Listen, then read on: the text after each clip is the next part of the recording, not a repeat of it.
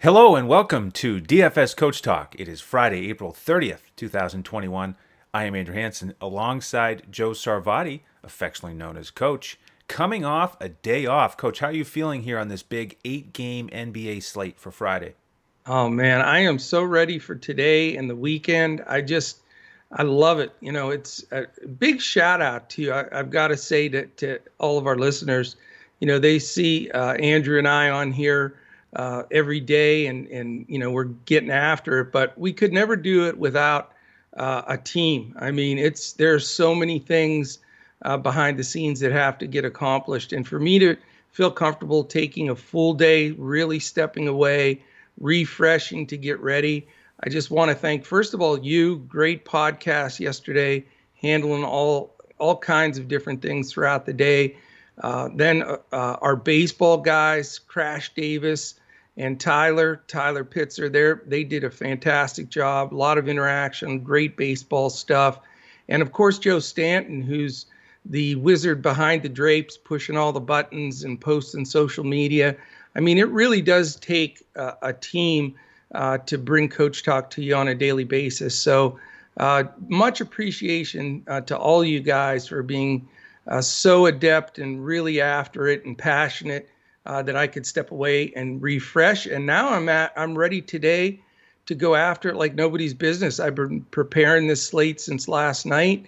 I really like it. I think it's a good non-chalky type slate, and I'm ready to crush it, Andrew. Excellent. Yeah, I'm glad you're refreshed, and thanks for those kind words. And yeah, great team effort here. A lot of fun, and it's good to have you back too, because you Well, handle so thank you. much. So yeah, that day off was important, and we're gonna get a big weekend started. We had a hot FanDuel GPP lineup last night that went Yeah, over 400 points. We had a lot of members with great returns: 5x, 6x, beautiful. 20x. Great Yeah, contest selection. And let's see if we can do it again tonight. I'm glad you like this slate. 8 games, right in your wheelhouse. Nine of yeah. the 16 involved in a back-to-back, and we don't have any 230 totals, Coach, but we do have a 240 to How get about to. that? Not in the opener, but we'll work our way towards it. I know you get it in the rotation today, so you are on officially on fire. I always get the big games, so That's right.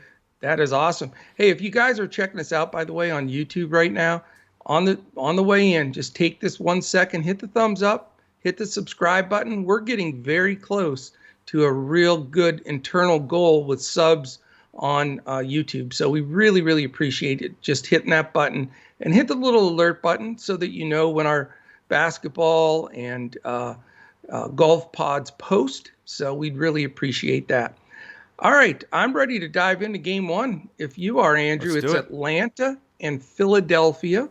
It is the first night of a back-to-back for Atlanta. It is a 7 o'clock Eastern game, so we don't get the extra time, but it is the solo early game. So if when we're scrambling around with some lineups or we're looking to do some mid to late swap, this is the only game that we have to have locked in at 7 Eastern. Um, Again, island game for Philly, which always means a lot to them with guys like Embiid and Simmons, coming back from rest and injuries.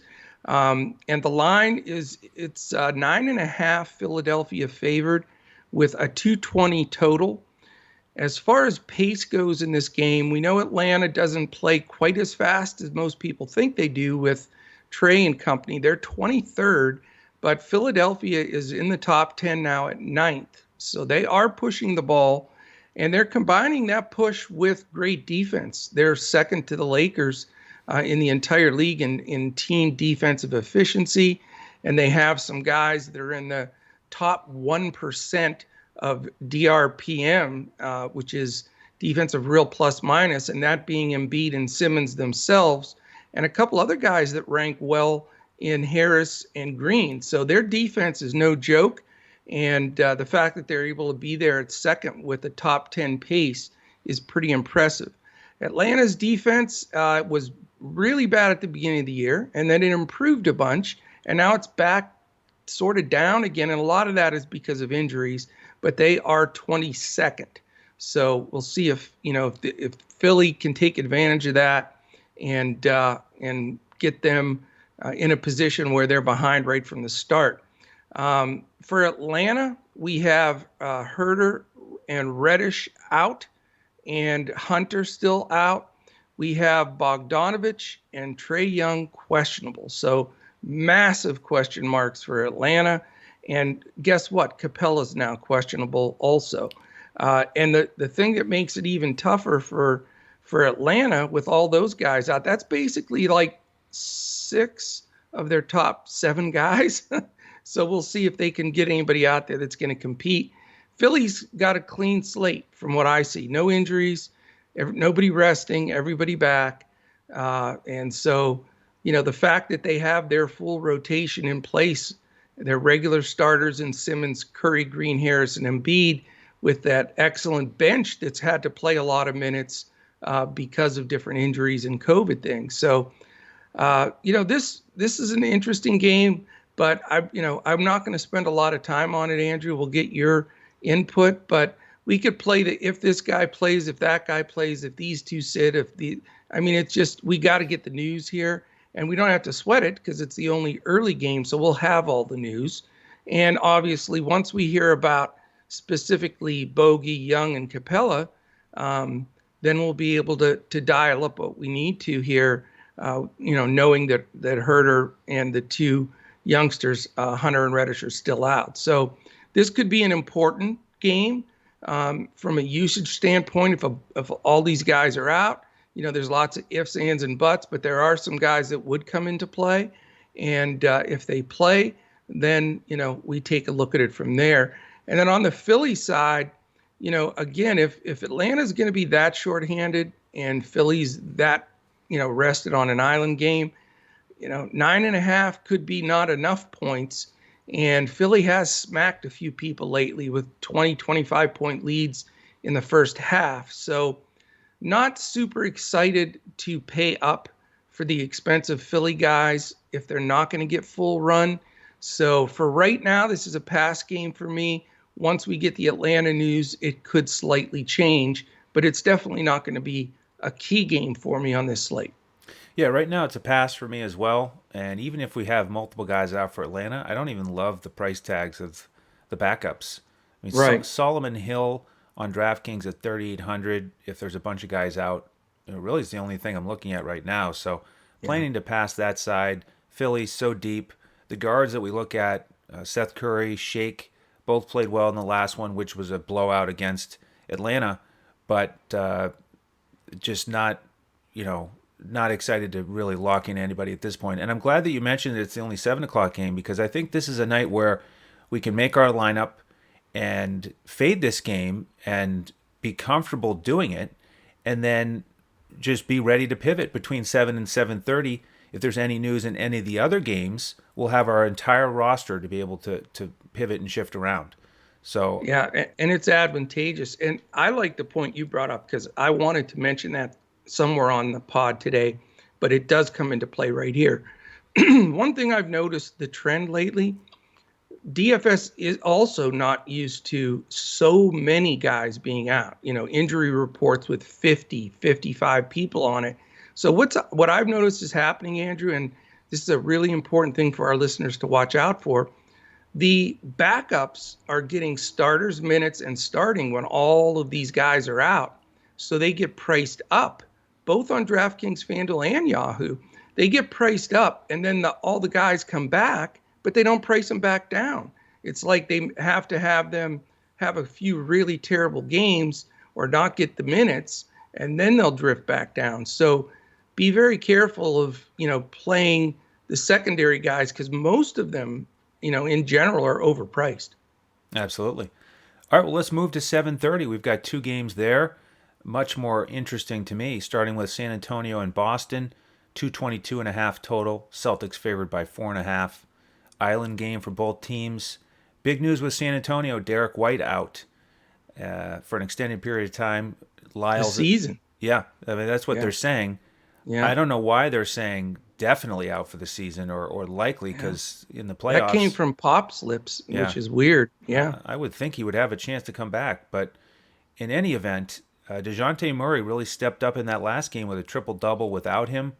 He's awesome. He, and he's He is. He's got that potential. And Derek White, is really a thorn in his side for consistency. But he's out of the picture now. So DeJounte White is in the mix for me. DeJounte DeJounte Murray. Murray. DeMar DeRozan, don't mind his price either. And I'm still working on the build here, Coach. But, I think guys like this in this price range are in the mix for me today. It's feeling like it could be more of a balanced build, not so much stars and scrubs. So I wouldn't mind getting one of those guys out there, taking advantage of White's absence. I also like Lonnie Walker and his role now, and he's still cheap here on both sites. Got 29 minutes in that last one without White. So those are the three guys I'm looking at with San Antonio. On the Boston side, we have Kemba doubtful.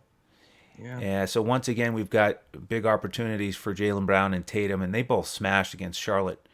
With Smart also out in that one with that suspension. He's back now.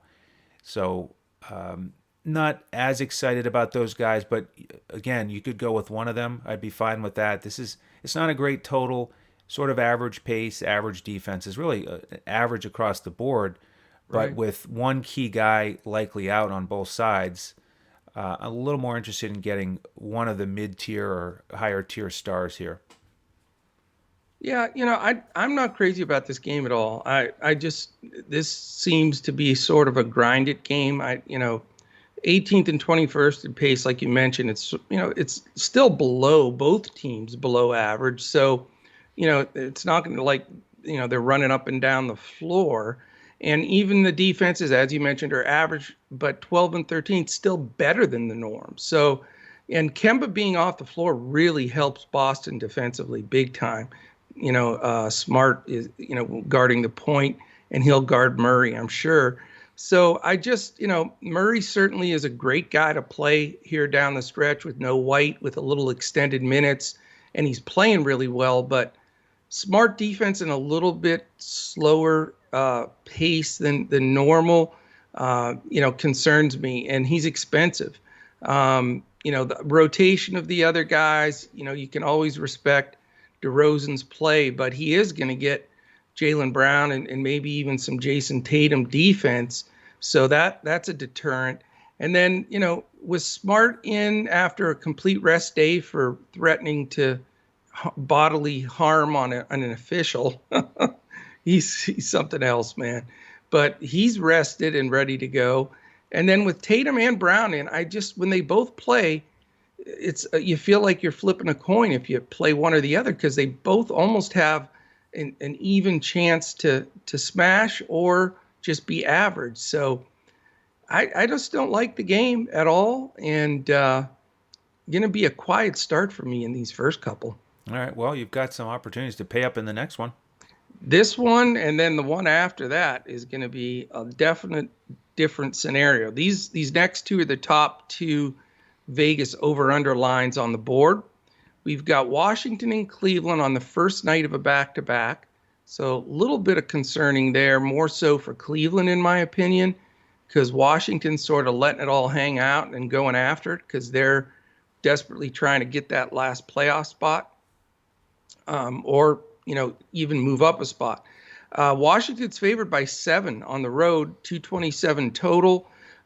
We know that Washington is the fastest pace in the league. The concern is Cleveland's 24th. So do they try to slow it down and limit some possessions? That would not be good if we're going to stack anything in this game. The thing that makes you feel good, though, is they're the 20th and 23rd defense. So we're not going to get any stellar stops, if you will. Cleveland right now, Hartenstein and Dellavedova are out. And then the big news that we need that really is the key, I think, to Cleveland making this a good game is Sexton is questionable. So, a couple of things here. I like Garland if Sexton sits against the Washington huge pace-up game. Jared Allen is somebody that I'm going to look at just because the pace is so much quicker than normal, and he's still insistent on playing Len, Gafford, and Lopez at center. And I think that, Gafford defensively is much better than the other two, but Allen's going to get his opportunities, against all three of them. So I think he's in play for me. He's the kind of guy that has monster games and then just average. So you got to pick him in the right spots. But with these additional possessions, I think this is a good spot.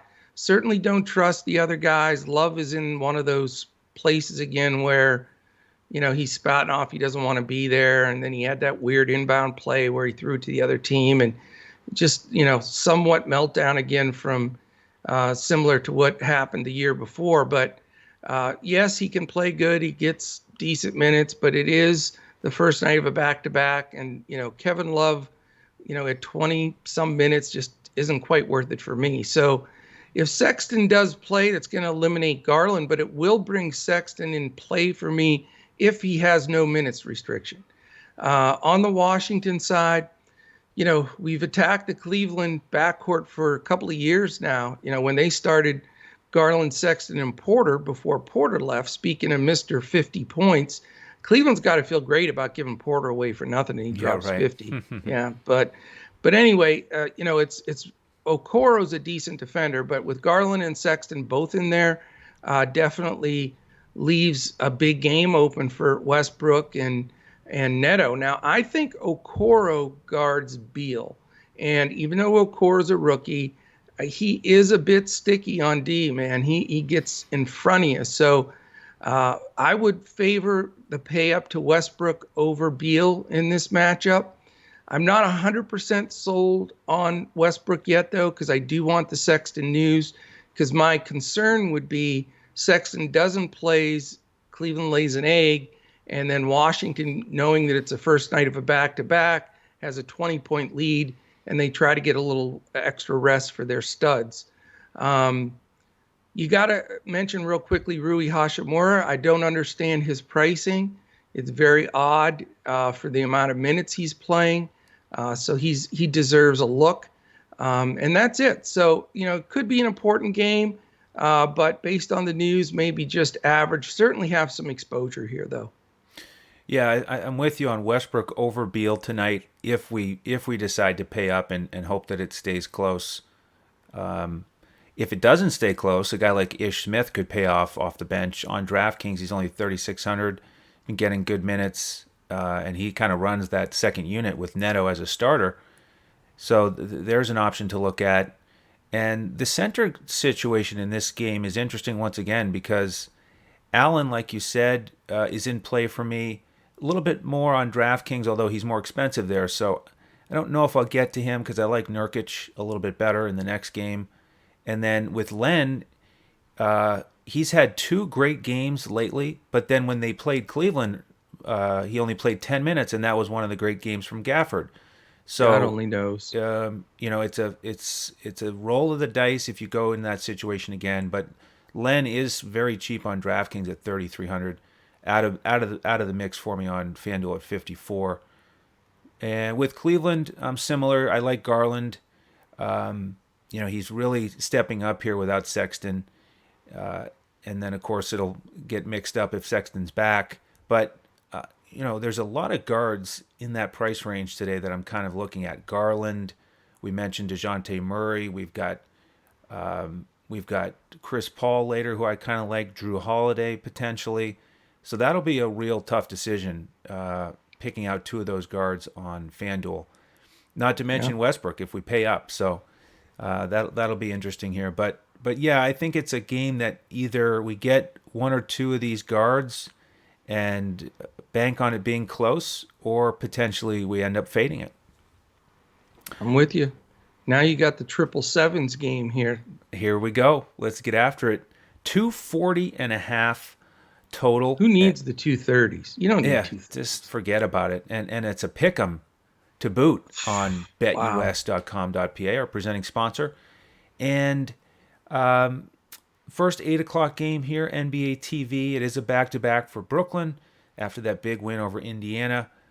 Island game for Portland, and they're set with the news. Everybody ready to go injury-wise. Brooklyn, we have what we've decided are probable tags for Kyrie, Bruce Brown, Claxton, questionable, probable, somewhere in the middle, potentially coming back from the COVID protocols. Kind of a big piece of news, Coach, about Kyrie getting out there in this awesome matchup, and of course he'll help the pace and the efficiency likely for Brooklyn, and we could have a real nice, high-scoring, close game here. And so we got to figure out where to go. All the key guys are in play for me. I like how Lillard, I didn't even mention him. He's only 8,000 on FanDuel in a pretty good matchup. So he's in play. I like Nurkic here. 7K range on both sites.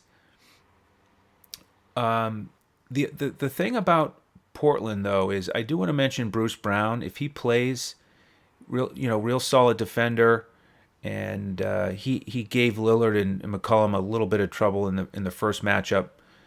So I'm not ready to lock in the Portland guards, but they're on my radar. And with Brooklyn, man, KD was awesome last night. Crushed it for us. Incredible. Played 36 minutes. Assuming he's ready to go again on the back-to-back, he's in play for me, but certainly we'll have a mixture here of usage if Kyrie's out there as well, and Kyrie's expensive. So that's a tough one. I'm curious what your thoughts are there. I haven't made any final decisions on that, but I do want some exposure to this game. I think the guy that I feel the best about is Nurkic. And then the other guys on Brooklyn, I think one of the key things will be, do they go big against Nurkic? I think they will. I think they'll start DeAndre Jordan, maybe Blake Griffin, but I would guess that they would start Jordan to try to body up on Nurkic because they've been going smaller with KD and Jeff Green. I don't think they can handle him. And if they start one of those guys and then Kyrie starts, then that changes the rotation a little bit. We may see Shamet go back to the bench. He's pretty cheap on DraftKings. And then we got to talk about Alize Johnson, who came off the protocols. That was and unbelievable, just man. Went berserk with a 20 game off the bench. How is that? Minimum how could that price. happen? I mean, just phenomenal performance. Now, did anybody own him? He was less than 1% owned. Oh my God. Yeah. Now, the thing here is he's still minimum price, but I don't think he'll get as many minutes because if you look at that matchup against Indiana last night, they had the small bench. I mean, they had the small starters, right? Right. Sampson, Brissett. They didn't have a big off the bench, so it was. They didn't have a real five for the whole game. Good opportunity for Johnson to play instead of DeAndre Jordan, and Blake Griffin got limited minutes. So right. I think with Nurkic and Kanter, I think they go bigger, and I don't think Johnson can defend Kanter, so he would have to play more of the 4 or the 3. So I think his minutes will go down a little bit. I mean, I think he's still worth considering after that huge game. I think he'll be in the rotation. I just don't think he's going to get 30 minutes again. But a lot of moving parts in this one, Coach. What do you make of it? It is, and it's certainly a key game on the slate, and how Brooklyn's going to manage, some of these guys coming back. It changes everything. But for now, in my evaluation, I have Irving, Claxton, and Brown all playing. So, it eliminates the bigs for me from Brooklyn, because I'm with you. I don't think they're going to go all small ball with trying to go against Nurkic or Kanter. I mean, they need a big body out there against both of them. So, KD, I think that'll take a little bit away from him. I mean, when he gets to play that 4 and 5 and just get every rebound, make every shot, he goes crazy. But, the combination of guys that'll probably be in there to guard the Portland bigs, you're talking about, a mixture of Jeff Green, DeAndre Jordan, Nicholas Claxton, Alize Johnson, and then, if they try to go small, there's just so many bodies in there. I don't want any part of that entire rotation. Then with Kyrie coming back in, like you said, it shuffles down to less minutes for a Shamet. You're not going to probably get TLC off the bench like you did.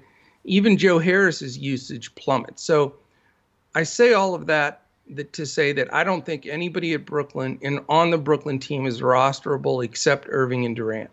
I'm leaning toward Irving because of the defensive matchup against Lillard or McCollum. I think he smokes those guys. I love the spot he's in here. KD, it's always playable. It's going to be very tough to afford both. He will get some adept defense from Robert Covington, who is long and rangy like that and can at least give him a little bit more trouble. They had nobody to match up with Durant yesterday. So I'm leaning towards Kyrie, spending the bucks there, and then I want to return right back to the other side with Lillard.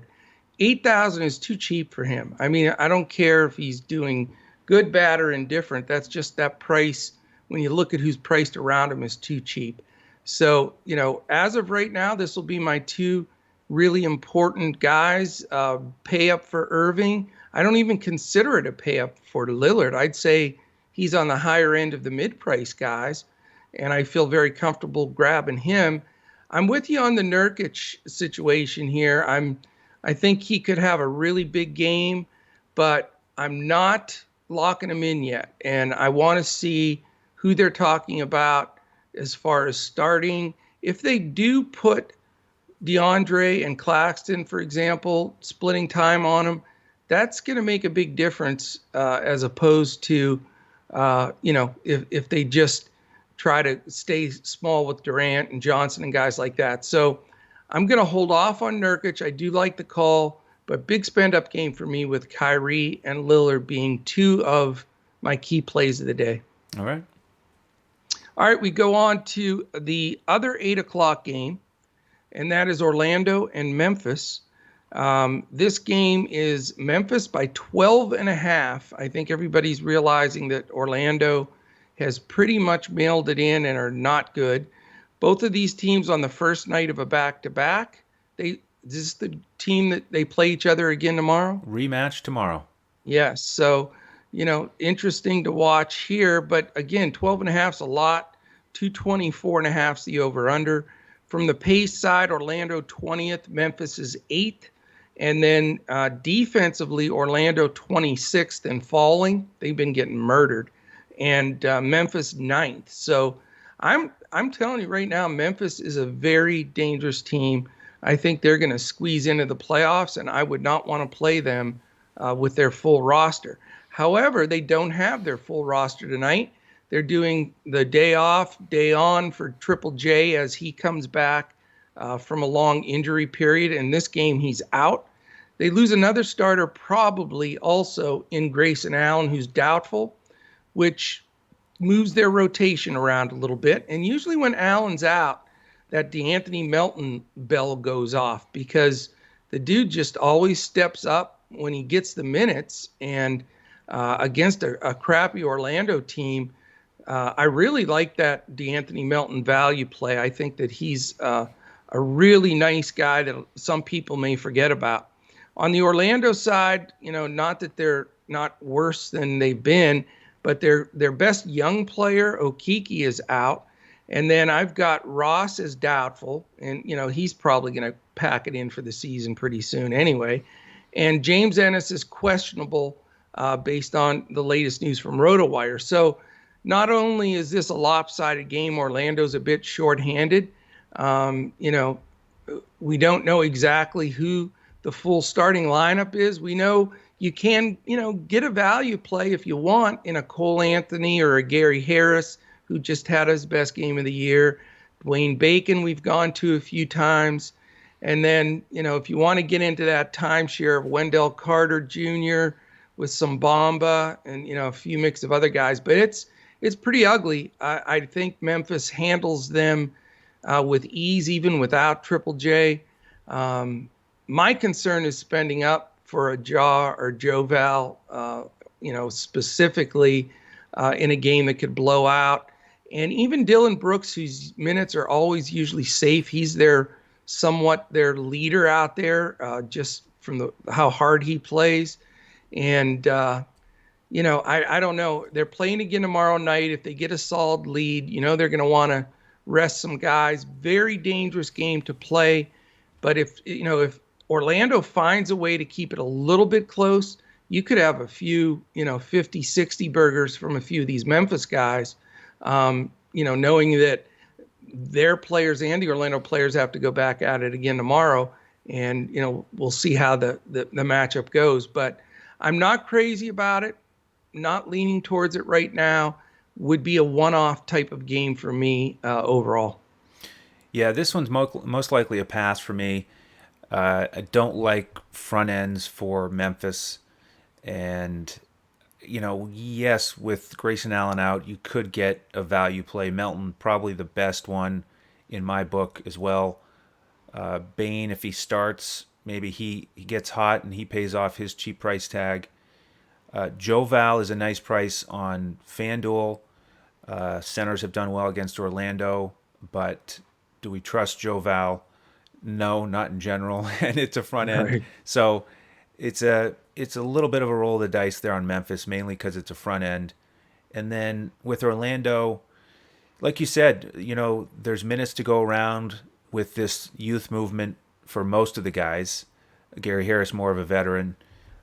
He's expensive on FanDuel, but cheaper on DraftKings. And then I'm curious to see who starts with Okeke out. Do they elevate Mo Wagner into that starting lineup potentially? He only got 9 minutes as they're getting him acclimated, but he's minimum price on both sites. I think that'll be a value guy that some people look at if he starts. Not an easy matchup against Kyle Anderson, but he is talented enough to pay off minimum price tag if he's starting and getting minutes in the 20s. But everything's a little risky for me in this game, so it's most likely a pass.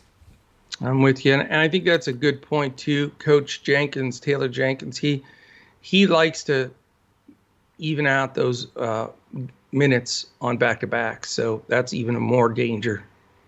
Okay, well let's move ahead to 9 o'clock and see if we can find some safety in Milwaukee and Chicago. Back-to-back from Milwaukee after that high-scoring bonanza against Houston, where Giannis went down early. We're going to call him questionable, but I'm thinking more like doubtful. And Drew Holiday and Middleton stepped up as you would expect with him out, getting big minutes, big shots, big production. Really exciting game with Houston. Not a lot of defense. Yeah. Kevin Porter Jr. just went nuts with 50 real points. Amazing. So good for him. So let's see here. I mean, we've got good pace. We've got 3rd and 11th, only a 223 total. We've got Milwaukee with their strong defense, of course. It is also a front end of a back-to-back for Chicago, and they've got Troy Brown Jr. out and Vuk probable. So if we've got all the main rotation, and Levine remains Levine's out. still out, of course. Yeah. So if we get Vuk out there and everybody except Giannis, then you could look at Bobby Portis, who I think will likely slide into that starting spot. Played well last night. This is a big revenge game for him, spending time in Chicago. So Portis is in play. You could go back to Middleton or Holiday with the extra usage, below average defense for Chicago, good pace, good prices. So those three key guys are in play for me. Forbes went nuts yesterday. One of the most interesting stat lines of the season. 30 points, no rebounds, no assists. He did mix in a steal. But wow. Yeah. He's expanding his game. Yeah, right. So he really got hot. Minimum price. We do have a lot of guards, though, that are value options on this slate. So I don't think you have to look there. With Chicago, if for some reason Vucevic sits, then Tice is probably locked in for me as the key big there. He's a good price. If Vucevic plays, then I'm probably going to fade the bigs. You could look at Kobe White, but it's more likely play one or two Milwaukee guys for me and then continue on. Yeah, I mean, this game's pretty simple to me. Giannis, I don't anticipate playing either. I agree with you that, the last few times Giannis sat, Portis started and, got 28, 30 minutes. He's he hasn't gotten the 38, 40 minutes when Giannis sits like you would hope, because they'll go smaller with Connaughton and make some other maneuvers. But I think you got to at least consider Portis at that price if he's starting. Drew Holiday's the best play on the board for me in this game because he gets to go against Kobe White defense. I just think this is a perfect spot for him when he has to do increased scoring. For about the last month, he's just been a monster. I feel really comfortable going to Drew here. He's high on my list. May end up coming down to him or Lillard, to be honest with you, as far as being able to fit salary. But I think this is a perfect match if Chicago keeps it close enough. I expect a big game from him. Yeah, you certainly can consider Middleton. Every time Giannis is out, he's one of the highest owned players on the slate, and deservedly so. But he will throw a few clunkers in there. But I think you almost have to have exposure to either Holiday or Middleton, considering Chicago's defense isn't that great. The pace is decent enough in this game, and they both have the chance to smash. I doubt I'll go both just because of the price. And I'm leaning towards Holiday. On the Chicago side, I'm with you on the fact, very simply, if Vuk is limited at all, let alone sitting, just limited, being that it's the first night of a back-to-back for them, then I think Tice is a really good play. He's playing hard, and he does get the rebounds and some stocks and things as well. So he would be a nice, cheaper sleeper play for me. But that's it in this game. Don't love it, but certainly want the key piece for Milwaukee. And I think that will probably be Holiday. Okay. All right. We have the late night games, the 2 after hours games that we've been crushing it with our Coach Talk Discord members. And we would love for you guys to jump aboard. Friday has been the most popular day for us as far as members joining, because we have a 3-day pass that's $10. So you get today, Saturday, and Sunday, all of our lineups. We have weekend-only golf lineups that we're posting tonight. We'll give you the full lineups on FanDuel and Yahoo. Yahoo doesn't have weekend-only on golf, but we will on FanDuel, and then you'll get a core group to play on DraftKings for golf. And then in basketball and baseball, you'll get that main slate in baseball, full lineups, FanDuel, Yahoo, coach's clipboard for DraftKings. And then on top of the baseball main slate, which is a lot of good games tonight, basketball main slate and after hours with these 2 late games. So if you want to join, check us out, dfscoachtalk.com. If you want a perfect weekend, a lot going on sports this weekend, so jump in. Love to have you there. We still have some other offers. If you go to our website, look up memberships. There are still some offers out there for some things with our partner BetUS.com.pa as well. If you're not a member and you want to follow us throughout the day, check us out on Twitter. He is Mr. Andrew Hansen is at Language Olympic. I am at Joe Sarvadi, JoeSarvadi. And DFS Coach Talk, that's where all of us post. Our man Joe Stanton's on there with updates, posting 2 brains lineups, all kinds of stuff going up on there all the time. So we'd love to have you. All right, this after-hour slate. Utah, first night of a back-to-back, totals 219. Phoenix is a 4.5-point favorite, Andrew. How about that? First time Utah's been a dog in how long? Well, they're missing a couple key guys in that backcourt. Exactly, and that's why. So you've got the pace 15 and 27, nothing to write home about, and 2, of course, top 6 teams in defense, 3rd and 6th. Both things that are a little bit nerve-wracking. And with Conley and Mitchell not playing, and Royce O'Neal, their defensive stopper and stalwart that gets a ton of minutes, questionable. So could be a really different rotation for Utah, probably much smaller rotation. You can look at some of their guys that come off the bench as key plays tonight. Clarkson, even Niang, believe it or not, because he's probably going to get, low 30s minutes, especially if O'Neal's out. So, it changes the whole process. So we need to make sure on O'Neal, but we know Conley and Mitchell. So that immediately brings two guys into play that we always bring into play in this type of situation. It's Ingles and Clarkson. However, I don't think it's wise to play both of them against this stout Phoenix defense with Chris Paul, and Bridges and guys and Torrey Craig. I mean, these guys defend. So not super high like I usually am on Utah when they're shorthanded. I will probably lean towards an Ingles or a Clarkson as a one-off. But after that, I don't think I have the courage to go with Niang, although I think he's a great GPP play.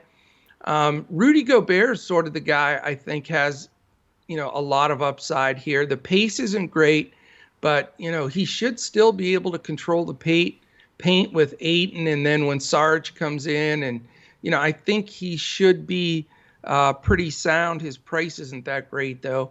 But I am considering him as a center option. On the Phoenix side, there's a lot of different ways to look at this. For me, if O'Neal's out, I'm much more interested in Devin Booker. I think he becomes the target there because he's going to get probably Ingles' defense. I'm not sure. Clarkson can't guard him, but Bogdanovich can't guard him. So it's going to be tough for them if O'Neal doesn't play. And I think Booker's just going to be too good to pass up in that scenario. So I have a big circle around him. I probably will roster him. And then if I have to pivot, I've got plenty of options between Utah, Sacramento, and the Lakers that I could rotate Booker out, because I don't believe it's worth paying up for him in a slow-paced game like this if O'Neal's guarding him. So that's the pivot move that I'm going to make for the late-night swap. And again, that's why we want you in Discord with us, because if you're in there, we're in Discord all night watching these games. And you, as you know, with all of this player movement, guys hurt, just huge rotations, everybody, sitting out, rest games, health protocol, etc.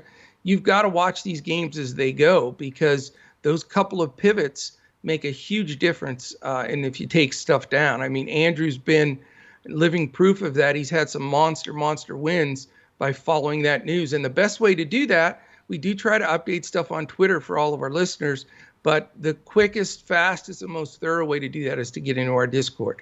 So jump in.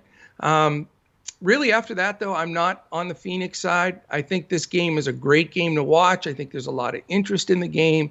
I just don't see it being a fantastic DFS spot. So I'll be watching the news for the injury on O'Neal, and then, a one-off on each side, maybe an Ingles and a Booker if the scenario plays out. If not, it's not going to be very highly owned for me. Yeah, I think this one will be a fun one to watch. These matchups are going to be really interesting without Conley and Mitchell. If you look at Utah's starting backcourt last game, it was Ingles and Bojan Bogdanovic. Because, then they had O'Neal, Niang, and Gobert. And looking at the matchups, I mean, how are they going to stop Chris Paul? He's just, the quickness that he's going to be able to use against Ingles and Bogdanovic. It's going to hurt. Not having Conley is a killer. They don't have a chance to stop him.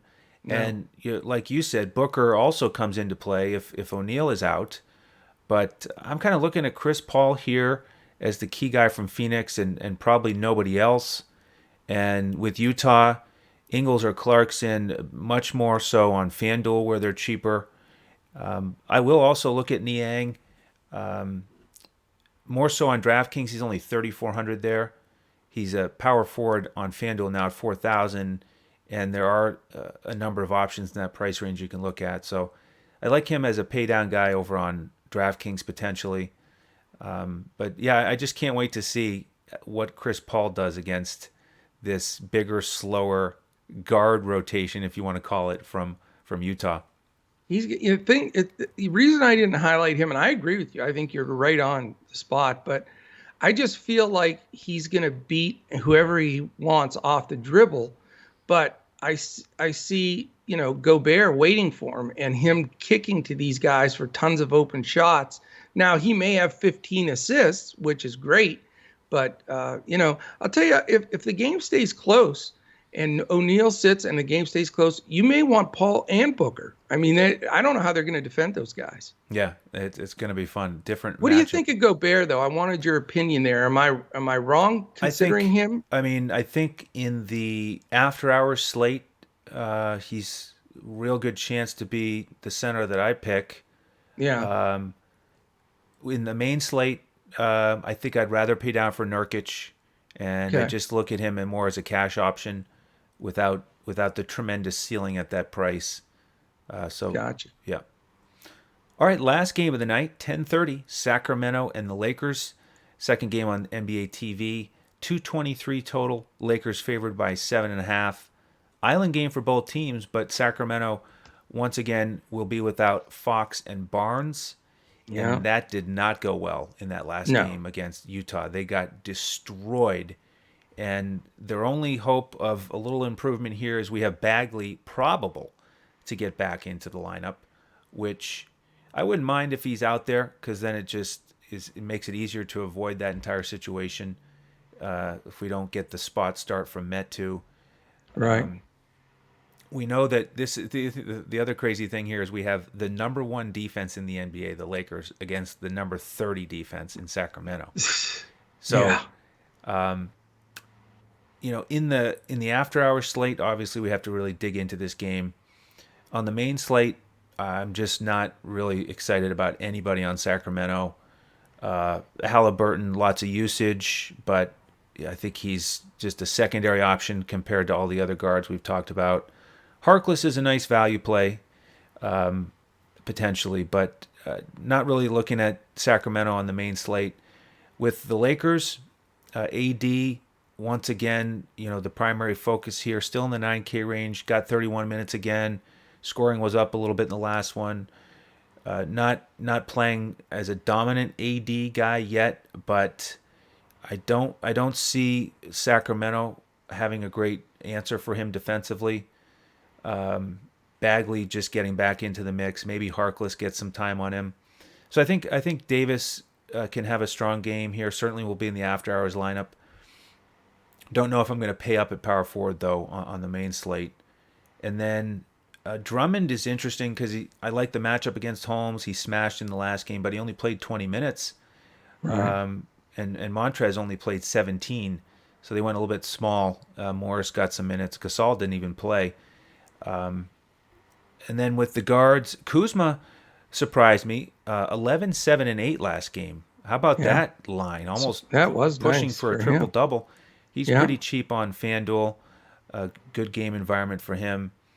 But, this is just, I'm not feeling great about this for the main slate. Are you? Do you like anyone here?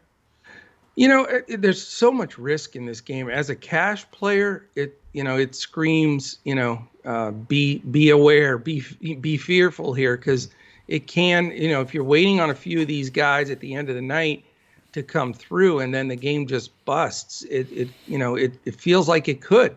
The difference for me, and this is again watching the games.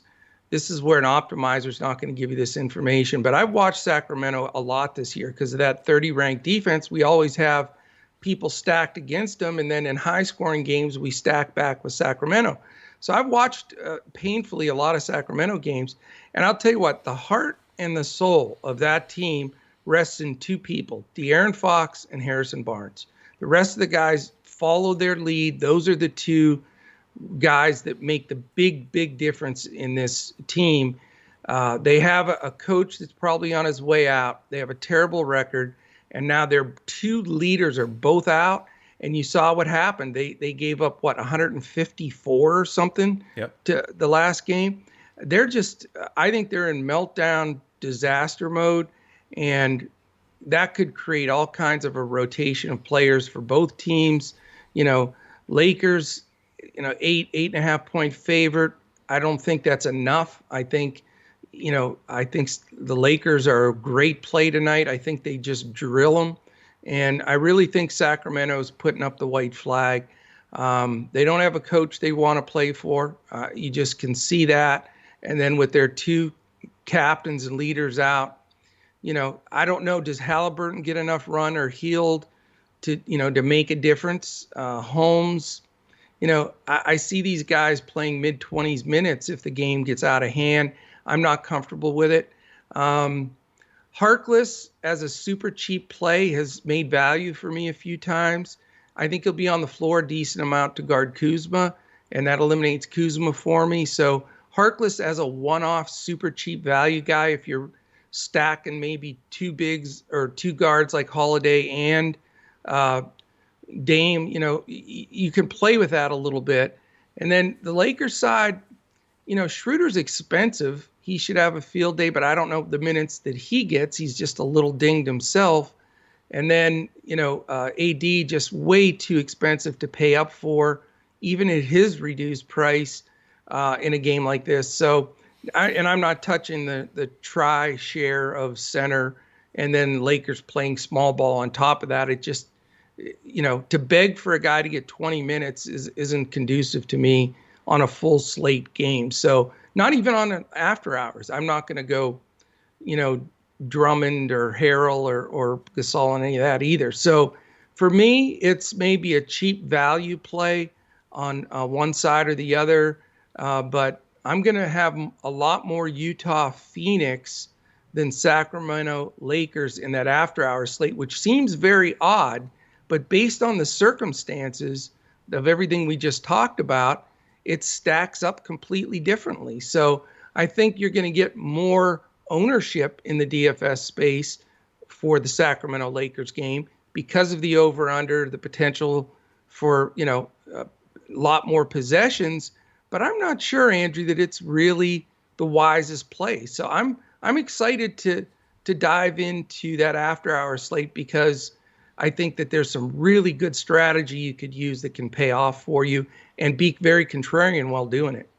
Yeah, I agree. I mean, Sacramento is usually lighted up and load up the lineup with that game, but it could be a little bit more of a sluggish Sacramento game because it's the Lakers on the other side and they're missing those leaders that you described so well. Yep. So, I mean, Utah Phoenix could be a little bit sluggish because of the defenses, but you've got really good players getting extra minutes with Ingles and Clarkson at reasonable price tags. So I agree. Exactly. Yeah. And the part that makes that so doable is Utah's shorthanded, so you're going to get additional minutes for guys that are priced a little lower. And because those guys are out, it creates massive mismatches for Phoenix. So it's that's my biggest call of the day is I like the Utah Phoenix game better than the Sacramento Lakers game, even though you would think that it would be opposite. So it's going to be fun, but I'm not going to have tons of play on these last two. I think we've described some really solid plays, some great pay-up opportunities, and some value plays in those first games to get up top of some of those leaderboards. Absolutely. So jump in with us as Coach described with the membership this weekend, and you'll get those after-hours lineups with us tonight as well as the main slate. Hope this helped you prepare for tonight's NBA activities. It's going to be a lot of fun. Big weekend coming. We'll be back tomorrow for another NBA podcast. Coach he'll take that one solo, so hope you'll tune in for that one. But thank you again for joining us today. On behalf of the coach and the rest of the DFS Coach Talk team, I'm Andrew Hansen. We'll see you tomorrow as we look to crush it in DFS.